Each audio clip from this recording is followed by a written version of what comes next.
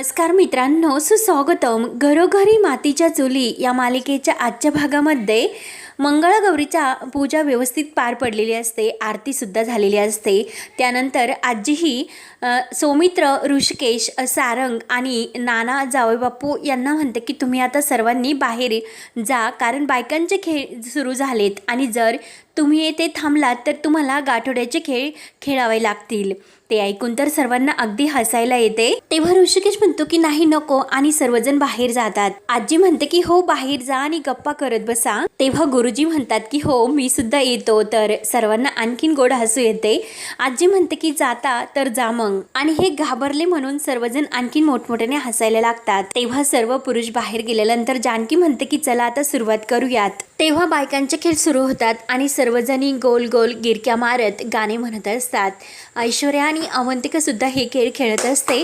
तर अवंतिकाच्या अंगाला थोडीशी खास सुटत असते, परंतु ती त्याचा विचार न करता त्या गाण्यामध्ये मग्न होऊन डान्स करत असते.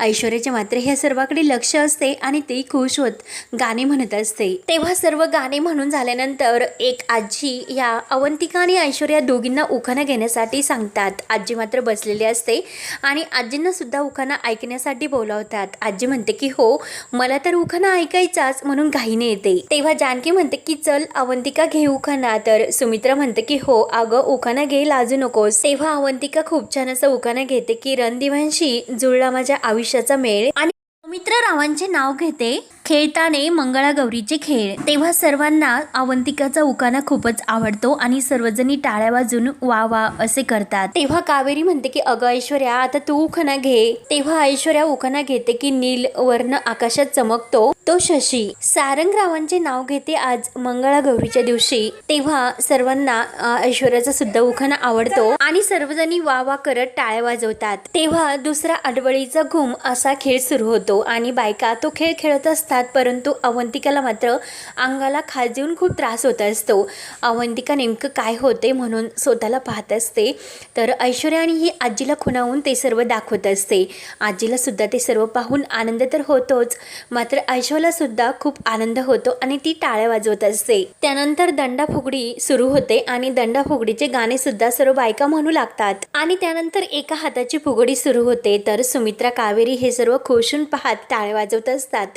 जानकी सुद्धा खूप खुश असते, मात्र अवंतिकाला खूप त्रास होत असतो. ती सर्वही सहन करत कार्यक्रम एन्जॉय करण्याचा प्रयत्न करत असते, परंतु तिला मात्र अंगाला खाज भरपूर येत असते. ऐश्वर्या मात्र जानकी सोबत खूप खुश होऊन एका हाताची फुगडी खेळत असते. त्यानंतर अवंतिका सुद्धा तो सर्व त्रास सहन करत जानकी बरोबर एक छान मस्त फुगडी खेळते.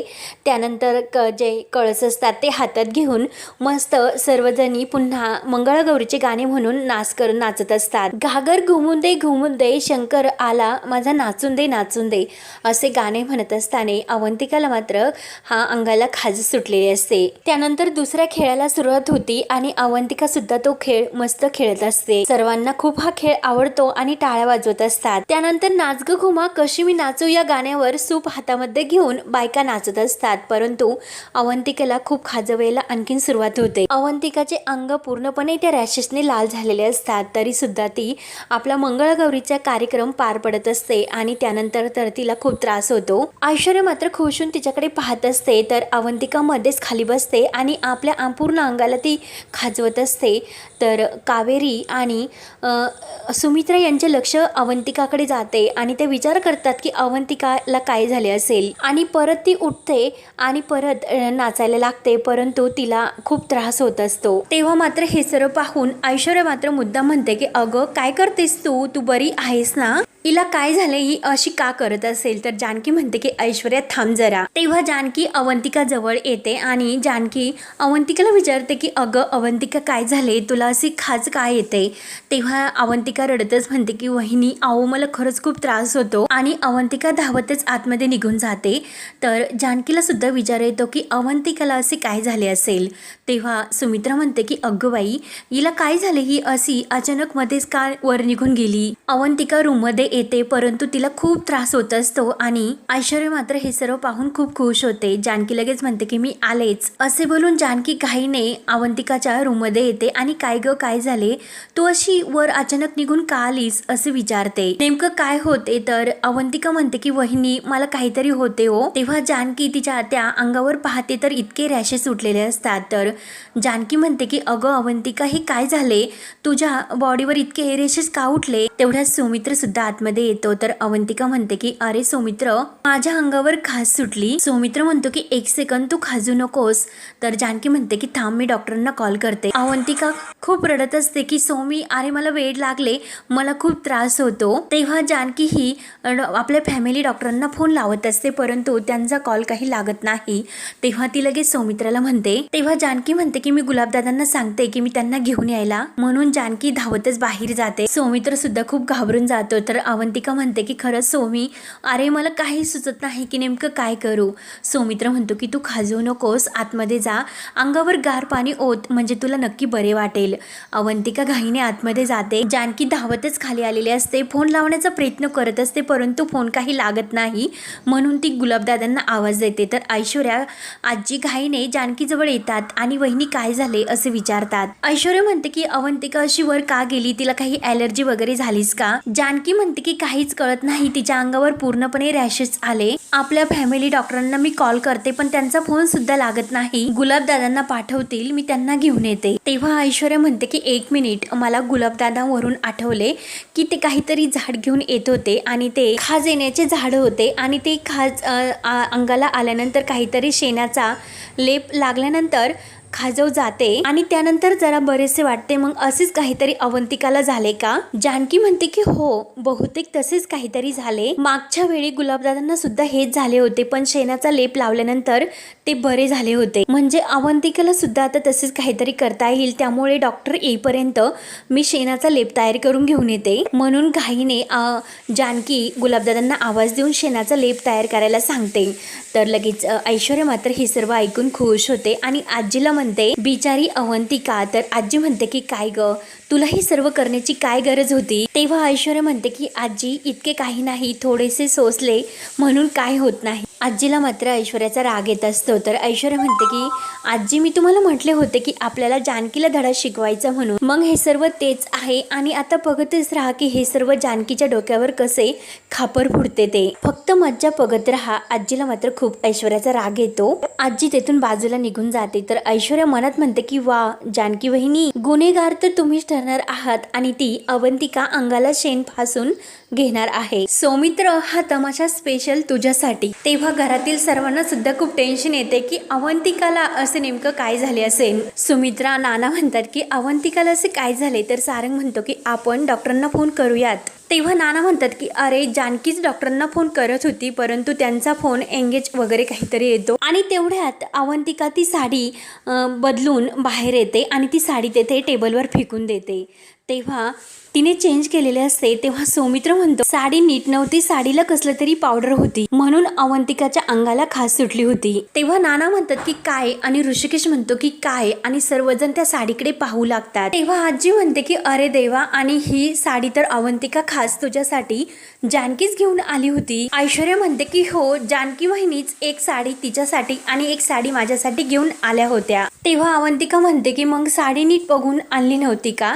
तर आजी म्हणते की हे तर जानकीलाच विचारायला हवे आणि तेवढ्यात जानकी बाहेर येते आणि आजी म्हणते की ते पहा जानकी आलीच. तेव्हा सुमित्रा म्हणते की अगं जानकी, या दोघींसाठी तू साड्या तूच आणल्या, मग ह्या कोणत्या दुकानातून तू आणल्या होत्या. तेव्हा जानकी म्हणते की आपल्या नेहमीच्याच दुकानातून. तेव्हा ऋषिकेश म्हणतो की जानकी तू नीट बघून आणल्या होत्या ना साड्या. तेव्हा जानकी म्हणते की हो मी साड्या दोन्हीही नीट पाहूनच आणल्या होत्या, पण का काय झाले. तेव्हा ऐश्वर्या म्हणते की एक मिनिट, तुम्ही असे सर्व जानकी वहिनीला बोलू नका, त्यांची यात काही चूक नाही, त्यांनी थोडेच हे सर्व मुद्दामून केले का. आणि जानकी वहिनीने तसेही माझ्यासाठी साडी आणलीच होती आणि तसंच त्या साडीत जर प्रॉब्लेम असता तर मला सुद्धा त्या साडीचा त्रास झाला असता, परंतु मला काही प्रॉब्लेम झालेला नाही. माझ्या साडीत सुद्धा काही प्रॉब्लेम नाही. अवंतिकाच्या या साडीमध्ये प्रॉब्लेम आहे, तिची साडी खराब होती, पण जानकी वहिनी मुद्दाम असे काही करणार नाहीत. काय अवंतिका, हो ना. तर अवंतिका रडतच असते. अवंतिका म्हणते की मुद्दाम वहिनी असं कशाला करतील, पण प्रॉब्लेम तर साडीतच होता. कसली तरी पावडर त्या साडीला लागलेली होती. मी नेसताना ते काही लक्षात आले नाही, परंतु नेसल्यानंतर माझ्या अंगाला खास सुटली आणि अजून सुद्धा खूप आग होते. तेव्हा जानकी म्हणते की अवंतिका तू शांत होतो, एकतर तुला अगोदरच त्रास होतो, एक काम कर तू हा लेप अंगाला लाव. तेव्हा अवंतिका विचारते की वहिनी पण हे काय आहे. जानकी म्हणते की शेण आहे. तर अवंतिका म्हणते की काय, आणि सौमित्राकडे पाहू लागते. तर सौमित्र सुद्धा तिला हसून समजावतो. जानकी म्हणते की अगं डोंट वरी, काही प्रॉब्लेम नाही, तुझ्या अंगाला खास सुटली ना, मग हा शेणाचा लेप लावल्यानंतर बरा वाटेल, तुझ्या अंगाची आग कमी होईल. ऐश्वर्या म्हणते की हो जानकी वहिनी अगदी बरोबर बोलतात, कारण अशा पद्धतीची ॲलर्जी झाली त्यावर जर शेण लावले तर बरे वाटते. बिचारी, बापरे बापरे, काय ग, खरंच तुला किती खाज येते ग, तू अंगाला शेण लाव, तुला बरे वाटेल. तेव्हा जानकी म्हणते की हो अवंतिका तू शेण लाव, तुला बरं वाटेल. तेव्हा अवंतिका म्हणते की शी, मला शेण बिन काही नको, वहिनी मी अंगाला काही शेण लावायचे का. तर जानकी म्हणते की अगं अवंतिका तू काळजी करू नको, आणि जानकी अंगाला शेण लावायला घेते. तर लगेच अवंतिका ते जी वाटी जानकीच्या हातात असते तर ती रागाने लुटून देते. तेव्हा सर्वांना ते पाहून तर धक्काच बसतो. सर्वजण त्या वाटीकडेच पाहत असतात. सौमित्रा अवंतिकावर ओरडतो. तेव्हा अवंतिका रडत सर्वांकडे पाहत असते आणि सौमित्राला म्हणते की अरे वहिनीनी काय ती साडी आणली, मग त्यात त्यांची काही चूक होती का, मग इकडे आता मी अंगाला काही शेण लावत बसू का. सौमी, अरे मला खरंच खूप भीती वाटते, कारण अगोदर आपल्याला इथे पाय ठेवून दिला नाही आणि आता आपण आलो तर आपल्याला असा त्रास देतात. आणि ऐश्वर्याकडे पाहत ती म्हणते की काही लोकांना आपण इथे नकोय असेच वाटते. तेव्हा नानांना अवंतिकाचा राग येत असतो. तर सुमित्रा म्हणते की अगं अवंतिका असे काही नाही, असे तू मनात सुद्धा आणू नकोस, आणि हे बघ ऐश्वर्याकडे सुद्धा तू रागाने बघू नकोस. ती आता पूर्वीची ऐश्वर्या नाही राहिली, आणि आपली जानकी तरी असे कशासाठी करेन ग, कुणाच्याही मनात तुला त्रास द्यायचा नाही, त्यामुळे प्लीज तू असे काही बोलू नको. तर अवंतिका रडतच म्हणते की आई पण असे जे काही घडले त्याबद्दल सुद्धा मी तक्रार नाही करायची का, हे जे काही आहे ते सर्व आपोआपच आहे का, नाही ना, कुणाची तरी चूक आहे ना यात, पण त्रास कुणाला होतो, त्रास तर मलाच होतो. सौमित्र म्हणतो की अवंतिका शांत हो. तर अवंतिका म्हणते की यावर उपाय काय, तर अंगाला शेण लावायचे. मग आई अंगाला मी आता शेण लावायचे का, मला शेण लावायचे नाही म्हणून रडतच अवंतिका आत निघून जाते. तेव्हा सौमित्र हा जानकीला सॉरी वहिनी असे म्हणतो की तुला दोष द्यायचा नव्हता, तिला खूप त्रास होतो, मग त्या रागाच्या भरात ती बोलली असेल, मी पाहतो असे बोलून सौमित्र अवंतिकाकडे मागे रूम मध्ये जातो. नाना तर खुर्चीवर बसतात आणि डोक्याला हात लावतात. तेव्हा जानकी ते जे खाली शेण सांडलेले असते ते लेप आपल्या हाताने पुसून घेते. तर आजी म्हणते की वकील आहे ती, मुद्दा तर मांडणारच ना, आणि तसे म्हटले तर अवंतिकाचे बरोबरच आहे, म्हणजे काय आल्या आल्या असा खेळ झाला, मग तिला वाटणारच ना हे सर्व मुद्दाम केले म्हणून. तेव्हा ऋषिकेश म्हणतो की आजी, तर नाना तटकने उठतात आणि सासूबाई तुम्ही हे काय बोलतात, जीभ आहे म्हणून काही सुद्धा बोलायचे, मला एक सांगा की हे सर्व मुद्दाम कोण करणार आहे म्हणून, यात जानकीची काय चूक आहे ते सुद्धा सांगा. जानकी मात्र बिचारी आपली शांत असते. तेव्हा आजी म्हणते की साडी न बघता आणली तीच जानकीची खूप मोठी चूक आहे, आणि आता वर अंगाला शेण लावण्यासाठी सांगते. असे काय करतात की अवंतिका ही शिकली सवरलेली पोरगी आहे, ती ही असले काही करणार आहे का. नाना म्हणतात की सासूबाई अहो साहजिकच आहे की जर साडीत गडबड असते तर जानकीच्या हाताला खाजव आली नसती का, आणि तिने आणताने दोन्ही साड्या एकत्रच आणल्या होत्या, आणि साड्या घेताना तिने 3-4 वेळा दुकानात उघडून बघितल्या असेल की नाही. ऋषिकेश म्हणतो की हो अगदी बरोबर आहे. तर नाना सासूबाईला विचारतात की काय, मला एक कळत नाही की तुम्ही कशाला तिच्या डोक्यावर खापर फोडतात. जानकी अगदी बरोबर म्हणते की खास खुजलीची जी खाजव आहे ना ती शेण लावूनच खाज शांत होते. काय ग सुमित्रा. तर सारंग म्हणते की हो बरोबर आहे, जानकी वहिनी एकदम योग्य सुचवत होती, तो चांगलाच उपाय आहे, आणि आजी शेतकऱ्याच्या सुनाने शेणाला नाक मुरडणे हे बरोबर आहे का. तेव्हा मात्र जानकी म्हणते की सारंग भाऊजी आओ असून द्या, तिला या सर्वाची सवय नाही, त्यामुळे तिने हे शेण अंगाला नसेल लावेल, तुम्ही प्लीज डॉक्टरांना फोन करून बोलावून घ्या, एकतर तिला खूप त्रास होतो. ऋषिकेश म्हणतो की ठीक आहे, मीच डॉक्टरांना फोन करतो. तेव्हा घरातील सर्वांना खूप टेन्शन येते. ऐश्वर्या आणि आजी मात्र एकमेकींकडे पाहून खुश होतात. हा भाग येथे संपतो. पुढील भागामध्ये ओवी ही जानकी आणि ऋषिकेशला सांगत असते की आई तुला माहिती आहे का, अवंतिका काकू ही आजीच्या पाया पडत होती, तेव्हा ऐश्वर्या आंटीने तिच्या पाठीवर काहीतरी टाकले तेव्हा ओवी जानकीला हाताला धरून बाहेर घेऊन येते। तर जानकी सर्वांसमोर ऐश्वर्याला विचारते की अगं ऐश्वर्या, अवंतिका जेव्हा आजीच्या पाया पडत होती तेव्हा तू तिच्या पाठीवर का पावडर टाकलीस? तेव्हा ऐश्वर्या म्हणते की वहिनी, अहो तुम्ही काहीतरी का बोलतात? मी कशाला हे सर्व करेन? मी कशाला तिच्या अंगावर पावडर टाकेल? आणि आई तुम्हीच पहा की वहिनी काय बोलतात ते। जानकी म्हणते की खोटं बोलू नकोस। ओवीने हे सर्व पाहिले तर ओवी सुद्धा हो म्हणते आणि ओवीने मला सर्व सांगितले असे जानकी जेव्हा म्हणते तर घरातील सर्वजण रागाने ऐश्वर्याकडे पाहत असतात। तर ऐश्वर्या आणि आजी या दोघींची बोलतीच बंद होते। तर आता पुढे काय काय होत राहणार हे पाहण्यासाठी आपल्या चॅनलला नक्की सबस्क्राईब करत राहा। धन्यवाद।